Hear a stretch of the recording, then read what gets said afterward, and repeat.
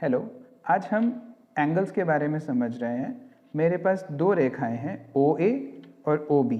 ये दो दिशाओं में ये रेखाएं जा रही हैं और आपस में क्या कोण, क्या एंगल बना रही हैं, ये मुझे समझना है। तो अभी अगर आप इसे क्लॉक की तरह समझें, ये आवर का हैंड है, ये मिनट का हैंड है, तो अभी 9 बज रहे हैं सपोज। तो ये जो एंगल आवर की हैंड और मिनट का हैंड, इसके बीच में जो ये एंगल है, ये होगा 90 डिग्री। इसे बोलते हैं राइट एंगल या फिर समकोण 90 डिग्री।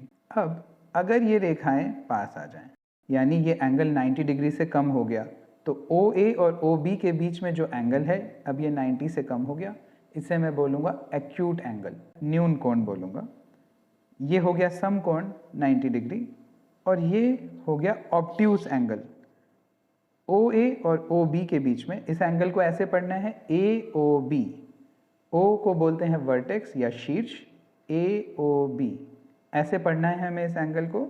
और ये 90 डिग्री से ज़्यादा है, इसको बोलते हैं ऑब्ट्यूस एंगल। अब सपोज ये दोनों ऑपोजिट डायरेक्शंस में चली गई ये लाइंस, जैसे कि ये ईस्ट चला गया, ये वेस्ट चला गया, तो अब ये एंगल कितना होगा? ये एंगल होगा 180 डिग्रीज। इसको आप एक प्रोटेक्टर से भी मेजर कर सकते हैं। एक स्ट्रेट लाइन जो एंगल बनाती है दोनों दिशाओं के बीच में, AOB, वो 180 डिग्री। तो फिर से देखते हैं, ये है 90 डिग्री, ये है एक्यूट एंगल, ये है 0 degree, acute angle 90, obtuse angle और 180 डिग्री। अब अगर ये 180 से भी बड़ा हो जाए, फिर से ये ध्यान देना है कि हम कौन सा एंगल मेजर करना चाहते हैं। AOB, ये एंगल यहाँ से यहाँ तक।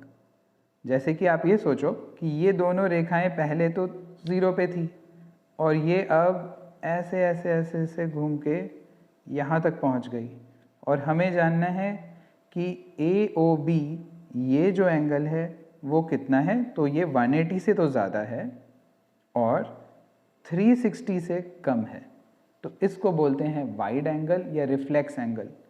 ये जब लाइट का रिफ्लेक्शन हम आगे जाके पढ़ेंगे कि लाइट कैसे सरफेसेस पे रिफ्लेक्ट करती है, तब ये एंगल्स बहुत काम आएंगे हमारे, क्योंकि लाइट चलती है स्ट्रेट डायरेक्शन में। और आपने देखा होगा जब लाइट पड़ेगी वाटर पे, तो वो उसकी डायरेक्शन चेंज हो जाती है एयर से, जब एक मीडियम से दूसरे मीडियम पे जाती है, तो तब हमें ये एंगल्स बहुत काम आने वाले हैं आगे जाके। और अगर ये टोटल यहाँ तक आ गया, यानी ये यहाँ से घुमा के मैंने वापस उसी दिशा में लाया, तो जो ये पूरा एंगल है ये होता है 360 डिग्रीज। ये हमने मेजरमेंट करने के लिए पूरे एंगल्स को इस तरह से डिवाइड किया है और बोला है कि जब ये पूरा सर्कल जब घूमता है तो एंगल होता है 360, ये एंगल होता है 90 डिग्रीज, स्ट्रेट लाइन बन जाता है तो 180 डिग्रीज। तो इस तरह से एंगल्स को बनाया गया है ताकि हम मेजरमेंट कर पाएँ।